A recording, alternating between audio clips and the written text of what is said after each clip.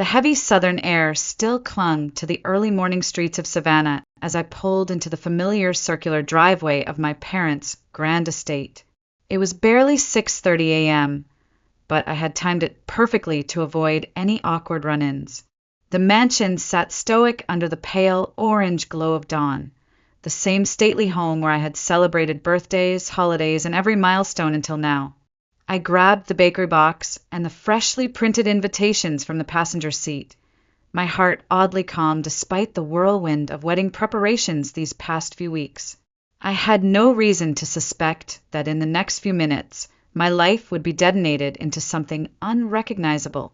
The side door creaked faintly as I let myself in, the way I always had since high school. The house was silent, too silent. No faint hum of the television. No clinking of Mom's favorite china cup, no footsteps overhead. My heels echoed on the polished mahogany floors as I walked toward the kitchen, instinctively expecting to find one of her little cheerful notes taped to the counter, reminders about final dress fittings or seating charts. Instead, a single sheet of paper lay perfectly folded on the kitchen island. Thick white cardstock, no frills, just cold, black ink slashed across the center. Wedding's off. Expect a call from my lawyer. I froze. I couldn't move. I couldn't even breathe. The words burned into my brain like acid, each one pulling at the seams of my reality. My parents had canceled my wedding by note. No call, no explanation, no signature. My hands trembled as I unfolded it again, as if reading it a second time would somehow change what was already irreversible. Nothing. No warmth. No apology. Just execution. The box of cake samples slipped from my grasp, landing soundlessly on the countertop. I stood there for what must have been minutes, unmoving, my mind clawing through the last few weeks for answers. Was it the argument about the guest list? The time I refused to let Samantha bring her new boyfriend at the last minute? No, this wasn't impulsive. Someone had planned this, deliberately, methodically. My parents didn't just pull the rug out from under me.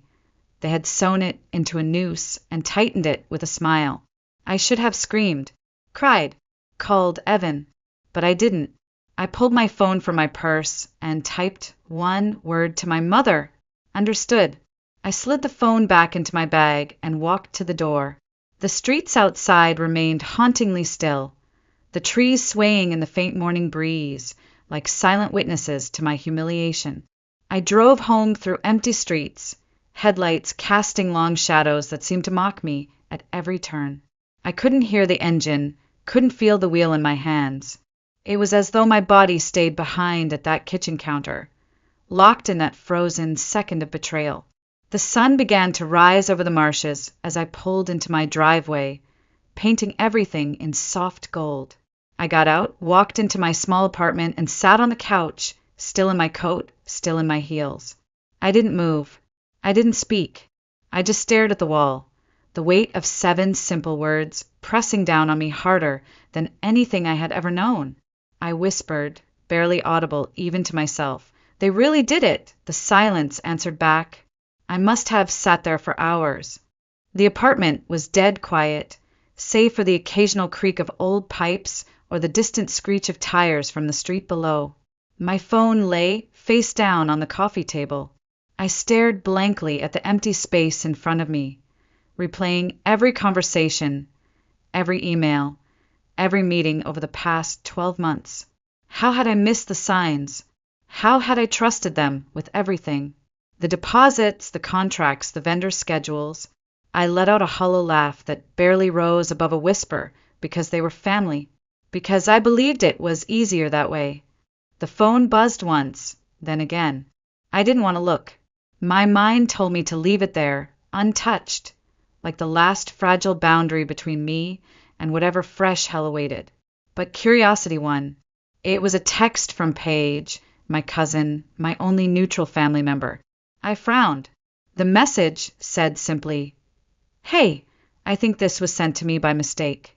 You need to see this." Attached was a screenshot of a group chat, Whitaker family wedding changes. My stomach twisted as I tapped to enlarge the image. There were names I recognized immediately: Vivian, Henry, Samantha, even some of the vendors' contacts I had personally introduced. As my eyes darted down the conversation thread, the reality of it struck harder than the paper had. My wedding had been reassigned. The venue? The florist? The photographer? The same exact plans I had worked on for months now had Samantha and Zach's names on every line item. I scrolled further, heart racing. There it was, Samantha's smug message. At least now the photos will actually be cute, followed by a red heart emoji for my mother. My hand trembled. My vision blurred, not from tears, but from the sheer, raw fury that burned through my veins. They hadn't just removed me. They had replaced me, as if I were a placeholder, an inconvenience they could simply swap out when it suited them. I stared at the screen for what felt like forever, unable to tear my eyes away from the digital evidence of my erasure. I read the thread again, and again, trying to find some trace of guilt, of hesitation, of regret. There was none, only casual cruelty, disguised as family planning. The betrayal cut deep, like someone peeling away my skin layer by layer, all while smiling politely. I let the phone fall onto the couch beside me. My heart was pounding so hard to hurt. I whispered out loud into the heavy silence. They really planned this. They planned every inch of this. My breathing slowed, but the cold realization settled deeper. This was no accident, no misunderstanding. They never intended to share the spotlight with me. They had been quietly moving the pieces behind my back for months, and I had been too blind to see it. I sat motionless as the morning light crept across the floorboards of my small apartment. The city of Savannah had long since awakened around me, but inside I remained paralyzed by the weight of what I had just read. Slowly, as though peeling back layers of a long-forgotten memory, I began to see the pattern. This hadn't started yesterday, not even last week. This had been years in the making. I leaned back against the couch, staring up at the cracked ceiling, and let my mind drift. 2 weeks earlier, I had stood in the fitting room at Charleston Couture, the boutique my mother insisted I use because it was where all respectable families went. I had tried to believe it was about tradition, about love, about them caring for me. But standing there half-dressed with pins still biting into my skin, I knew something was off. My mother hadn't shown up. Not once. She always had an excuse. My calls went unanswered. Instead, Samantha breezed in 40 minutes late, Starbucks cup in hand, acting surprised to see me. "Oh, I didn't know you were scheduled for today," she had laughed, settling onto the velvet bench like it was a front-row seat. I remembered the way she stared at her phone, casually scrolling through photos while I awkwardly twirled in the mirror in a half-finished dress. I had tried to brush off the unease, tried to ignore the way the boutique owner seemed confused when Samantha gave her updated measurements after I left. A few days later, the boutique emailed me. Final adjustments were complete. For Samantha Whitaker. My name was gone from the invoice. When I called to clarify, the assistant chirped back cheerfully, "Oh, your family called and said there were changes." The word sliced through me even now. Family. I had believed it meant safety, support, unconditional love, but in reality, it had become the sharpest knife. My memory jumped back further. The time my mother insisted I choose a neutral wedding gown so it wouldn't overshadow the room. My father reassuring me, "Don't worry, sweetie, we've got it covered," when I questioned the deposit transfers. The dozens of tiny moments over the years when I was coached, corrected, reshaped into the obedient version of myself they wanted. I shook my head slowly, the cold truth settling deeper than ever. They hadn't pulled the rug out from under me. They had spent years weaving it so tightly around my ankles that I never even noticed until I couldn't move anymore. I stood up abruptly and walked to my small desk. My laptop sat there waiting, silent and unassuming, like a soldier before battle. I opened it and created a new folder on the desktop. I named it for the record. My hands moved without hesitation now. Screenshots. emails, contracts, receipts, anything and everything that could serve as proof. I wasn't doing this for sympathy. I wasn't even doing it to convince anyone else. I was doing it for me, so that one day when they tried to rewrite history, I would have the truth, every single piece of it. I whispered under my breath as the files began to fill the folder. They think I won't fight back. That's the only thing they got wrong. The glow of the laptop screen cast a cold light over my apartment as I sat frozen, staring at the folder slowly filling with evidence. A quiet calm began to settle over me, not the comfort of acceptance, but the icy resolve of knowing there was no going back. They had taken my wedding, my trust, my dignity, but they weren't going to take my truth. I scrolled mindlessly until, out of bitter curiosity, I tapped open the boutique's Instagram page. There, among autumn leaves and perfectly curated captions, was a newly posted reel. My breath caught in my chest. I watched stunned as Samantha twirled on the dance floor, wearing the exact lace gown I had paid for, beneath the soft golden lights of the same historic venue I had painstakingly booked. The string quartet played Clair de Lune, the very song I had handpicked months earlier for my own entrance. The camera panned slowly to capture Samantha beaming as my mother dabbed at fake tears, my father raising his glass to Zach as if the past year had never existed. Everything was flawless. Everything was mine, and I had been erased. Not a single mention. Not a stray photo of me tucked away in the corner. Not even a tag. I wasn't just excluded. I was non-existent, an unperson in my own family's fairy tale. The comments flooded in beneath the video like celebratory confetti. She's glowing. What a stunning bride. This family really knows how to throw a wedding. I stared at the screen, numb. The irony nearly made me laugh. They had taken the most important day of my life and turned it into a magazine spread for Samantha. The betrayal wasn't just theft, it was annihilation. My breathing became shallow, my pulse hammering against my ribs as the realization fully sank in. They had never intended for me to be part of their perfect picture. I had simply been a backup plan, a shadow standing in place until their preferred daughter was ready. I sat back slowly, running a hand through my hair, my fingers tangling with frustration. My phone lay beside me, cold and silent. I stared at it, torn between dialing Evan and shielding him from the mess. Instead, I picked it up and whispered, "They really did it," before setting it back down untouched.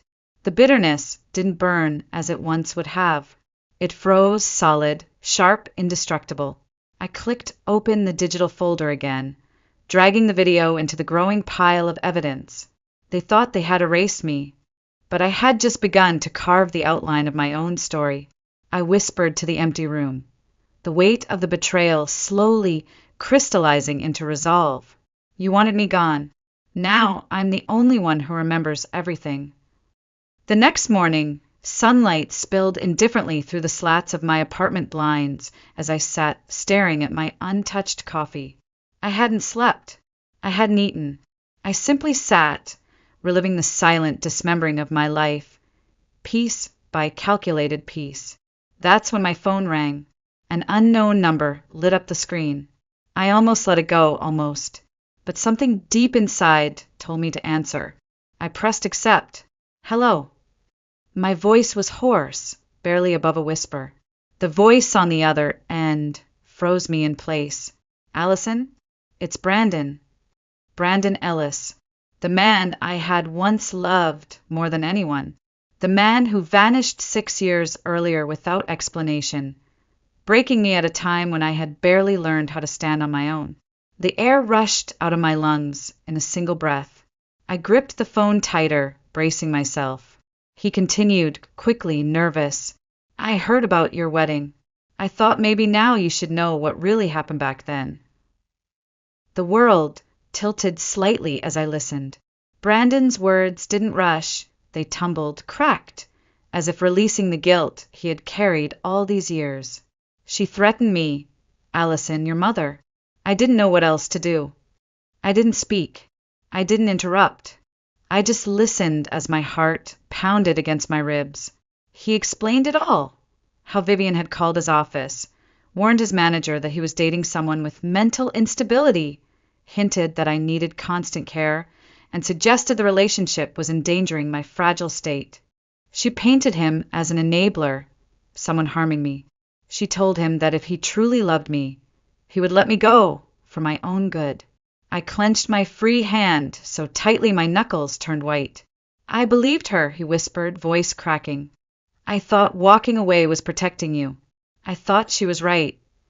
I exhaled slowly, staring out my window as children rode their bikes down the street, carefree and oblivious. My voice came out steady but cold. She wasn't protecting me, Brandon, she was controlling me. He fell silent, the weight of his confession heavy between us. I'm sorry, Allison. I know it doesn't change anything, but I needed you to know. I nodded, even though he couldn't see me. Thank you, I said simply. No venom, no dramatics. Just finality. When the call ended, I set the phone down and stared out into the bright Savannah morning. The fog that had clung to my memories for years finally began to clear, and what I saw beneath it was chilling. This hadn't just been about a wedding. This had been years of quiet, methodical sabotage. I stood slowly, my legs stiff, walked to the filing cabinet in the corner of my apartment, and pulled out old documents I had nearly forgotten existed. Venue contracts, florist deposits, spreadsheets my mother had offered to manage for me. Every page told the same story. Erasure. Quiet, polite, systematic erasure. I whispered it aloud for the first time. Not rhetorical, but urgent, like a puzzle finally snapping into place. What else have they taken? The answer came quicker than I expected. As I sifted through the carefully curated chaos of old folders, one cream-colored envelope caught my eye. It was tucked behind my nonprofit's bank statements, the same nonprofit account I had opened 5 years earlier to fund small community projects. I pulled it out cautiously, my pulse quickening as I unfolded the document. The heading read, Authorized Financial Reassignment for Family Redistribution Purposes. My stomach dropped. I traced my own signature, scrawled in rushed ink months ago, naively thinking it was just a budgeting agreement to help keep expenses organized, as my mother had insisted. Now I saw it for what it was. A legal document transferring control of my wedding deposits, vendor payments, and even personal funds into an account controlled by my parents. I staggered back a step, gripping the edge of my kitchen table for balance. I had signed away my own wedding, my own money, my own autonomy, without ever realizing the trap that had been set. I stood frozen in place for what felt like hours, eyes locked on the paper. Then something inside me shifted. Not rage, not despair. Focus. Cold, sharp focus. I turned back to the desk and opened my laptop with steady hands. A new folder sprang to life on the screen. I titled it simply Restitution. I moved methodically, dragging files from one folder to the next. Vendor contracts, email threads with Samantha about reimbursements she never paid, invoices for floral arrangements under my nonprofit account, screenshots of text messages with Vivian where she promised to help keep things organized for you. The evidence was overwhelming. It wasn't chaos, it had been strategy. I had trusted them to help me plan the happiest day of my life. They had used that trust as a weapon. At the top of the document stack, I laid the financial reassignment contract, my signature above the fatal line. I stared at it for a long time, then slid it into a plastic sleeve and added it to the growing binder labeled Ledger of Record. I sat down at the table and stared into the empty space of my kitchen. The overhead light hummed softly. The apartment was silent, but the silence no longer felt oppressive. It felt like the calm before a storm. I opened my email and typed a message addressed to my mother. Subject line, "This ends now." The body of the email was short, sharp, precise. "You've taken enough from me. If you continue, I will take back everything. Legally, publicly, permanently. Consider this your last warning." I hovered my cursor over the send button. I thought of the years I had been silenced, minimized, molded into something easy to control. Then I clicked. The tension in my chest loosened ever so slightly, not because I believed it was over, but because for the first time in years, I had finally started. The storm was coming, and I was ready. The reply didn't come in the form of an email. It came in the form of a Facebook notification hours later. I stood at my kitchen counter with a mug of lukewarm tea, the familiar chime vibrating against the granite surface. I stared at the screen for a full minute before unlocking it. I already knew what I was about to see. Samantha's smiling profile photo greeted me beneath the words, "New post." I clicked. The post was long, rehearsed, the kind of carefully constructed narrative someone writes not at a keyboard, but aloud in front of a mirror. Some people can't stand not being the center of attention. It began. For years, I've tried to support my sister despite her struggles with emotional instability and unpredictable behavior. Sadly, I've had to make the painful decision to distance myself from my own mental health. I scrolled, breath shallow, as the words blurred into weaponized character assassination. She accused me of undermining family events, spreading lies about her and my parents, and having a history of jealousy and irrational behavior. Vivian had liked the post. My father had left a heart emoji. I stood there numb, watching as mutual family friends, former classmates, even distant neighbors chimed in beneath the post. "So, sorry you have to deal with that, Samantha. You've always been the strong one. Some people just can't let go of the past." It wasn't just an attack. It was a coordinated exile. They weren't trying to argue with me anymore. They were trying to erase me in front of everyone I had ever known. I didn't cry. I didn't scream or throw the phone across the room like I might have years earlier. Instead, I opened my screenshot tool. I captured every comment, every reaction, every timestamp. I saved them methodically into my restitution folder under a new subfolder titled Defamation. They wanted to silence me by shame. What they didn't understand was that shame only works if you believe you've done something wrong. I hadn't.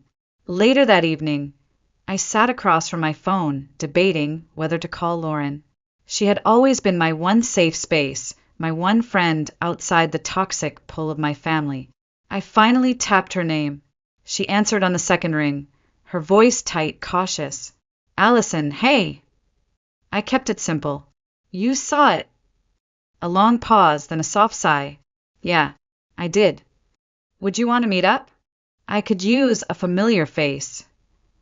Her inhale was sharp, like she was about to deliver news neither of us wanted to hear. "I don't think that's a good idea. I'm sorry. Your mom has too many connections. She helped my cousin get that internship at the law firm, and after what happened with your aunt's will, I can't risk it." The words hit like ice water.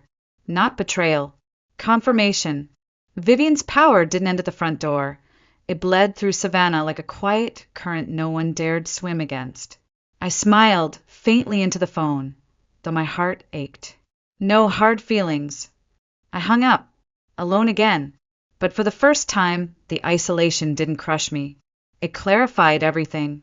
The storm wasn't over, but I had never been more ready to walk straight into it. The next morning brought the storm to my doorstep, not as thunder or rain, but as the sharp, deliberate knock of a courier at 9:26 a.m.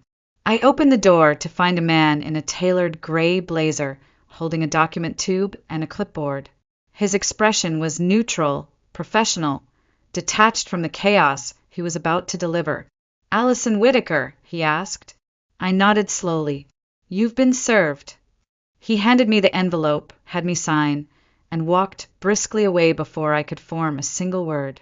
I stared at the heavy weight of it in my hands, then closed the door and carried it to the kitchen table as though it were ticking. With trembling fingers, I broke the seal and slid the papers free. Across the top, bold and unapologetic, "Whitaker versus Whitaker civil complaint." I read the contents, my stomach tightening with every line. They were suing me. My own parents and sister were accusing me of embezzlement of family funds, unauthorized upgrades to venue arrangements, repeated emotional instability, making me unfit to manage financial matters. It read like the script of a bad courtroom drama where I was cast as the unstable villain. I sat frozen, my pulse pounding against my temples. I looked down at my hands, steady and calm. I had been through worse. I was done being the helpless daughter waiting for someone to rescue me. I walked to my laptop, opened my email, and typed, subject, defamation claim, Whitaker family. The body of the message was simple and factual. Add this filing to our counterclaim. Defamation, malicious intent, reputational damage. Let's respond swiftly. I hit send, then closed the lid of my laptop with a soft, decisive click. I didn't want revenge that burned fast and loud like a house fire. I wanted revenge with weight, precision, and permanence, the kind of revenge that came with a docket number. The day passed in measured quiet. I printed contracts showing every payment that had come directly from my personal accounts. I compiled screenshots of messages from Samantha, promising to repay me for shared expenses. I dug out digital contracts signed in my name by vendors they had later credited to themselves. I didn't plan to post any of it publicly. Not yet, but I wanted it ready. People like my family didn't fear confrontation. They feared documentation. And that was the one thing I had never stopped collecting. As the sun lowered behind the Spanish moss outside my window, I poured a cup of tea and sat back at the kitchen table. I didn't shake as I sipped. I didn't flinch. I wasn't waiting for them to fix it anymore. I wasn't even waiting for justice. I was building my case, brick by brick. Morning came cloaked in the heavy humidity of Savannah's late September. I dressed with intent. A simple slate gray blouse, black tailored pants, low heels. Forgettable, professional, unshakable. I wasn't going to court to make a statement. I was going to stand tall when they expected me to crumble. At 8:50 a.m., I walked briskly into the marble-tiled courthouse on Bull Street. The walls loomed pale green and sterile, the kind of color designed to calm tempers. My shoes echoed softly as I walked past rows of benches filled with strangers waiting for their own verdicts. Courtroom 204. I pushed open the door and stepped inside. Samantha was already seated at the far end, sharply dressed but visibly restless, legs crossing and uncrossing under the table. Henry sat beside her, stone-faced and stiff, avoiding my gaze entirely. Vivian lingered near the back wall, arms crossed, gripping a slim stack of papers so tightly her knuckles blanched white. The bailiff called our case. I stood as my attorney calmly took his place at my side. The judge entered, an older woman with silver hair pulled into a tight bun, her voice sharp and no nonsense. She stared over her glasses as she addressed the room. This is not a reality show. This is civil court. Facts only. The room fell silent. My attorney began, slowly and methodically laying out her evidence. Every payment, every document, every text message, screenshots of Samantha agreeing to reimburse me for venue deposits, invoices from my nonprofit account paying for floral arrangements, digital contracts signed under my name. I listened without speaking, my heart steady, my breathing measured. When it was their turn, Vivian's attorney shifted tactics, claiming I was emotionally unstable and had been obsessively controlling the wedding planning process. The judge raised one eyebrow and asked plainly, "Do you have any clinical documentation to support this claim?" The lawyer paused. There was none. The silence in the room was deafening. I glanced briefly across the aisle. Samantha stared ahead, cheeks flushed, jaw clenched. Vivian refused to meet my eyes. Henry stared at the floor as though it might swallow him whole. After hours of presentations, the judge spoke the words I had waited so long to hear. Independent audits will be conducted. Ms. Allison Whitaker is granted temporary legal authority over all disputed funds until mediation is complete. The gavel didn't slam dramatically. There was no gasp from the gallery, just a quiet, powerful confirmation that the truth had weight. I rose calmly. I didn't smile. This wasn't about victory. It wasn't about revenge. It was about standing. Standing when they had tried everything to make me fall. As I walked past the family I no longer recognized, Vivian shifted slightly in her chair, clutching her papers tighter. Samantha's lawyer whispered furiously to her, but she didn't respond. Henry never looked up. I pushed open the heavy courtroom doors into the blinding afternoon sun, and I exhaled. For the first time in months, my breath felt full. The fight wasn't over, but I had survived the first round. 2 weeks later, the drive to my parents' estate felt both familiar and foreign. The towering oak trees that lined the private road, draped in Spanish moss, whispered softly in the breeze like judgmental witnesses awaiting the final act. I parked at the edge of the circular driveway, staring for a long moment at the house that had once been home, and now was just another structure. Clutching a manila folder under my arm, I walked deliberately up the steps, my low heels making sharp clicks against the stone. I didn't knock. I didn't announce myself. I simply opened the door and stepped inside one last time. The scent hit me immediately. Lemon polish, fresh-cut flowers, and something colder, the lingering weight of a family that had already decided I didn't belong. I passed the living room where holiday parties had once filled the air with laughter. The dining room table where countless forced conversations had taught me how to smile through disappointment. The staircase I had sat on as a teenager, tears silently falling, wondering why I was always too much. At the kitchen table, I laid the folder down.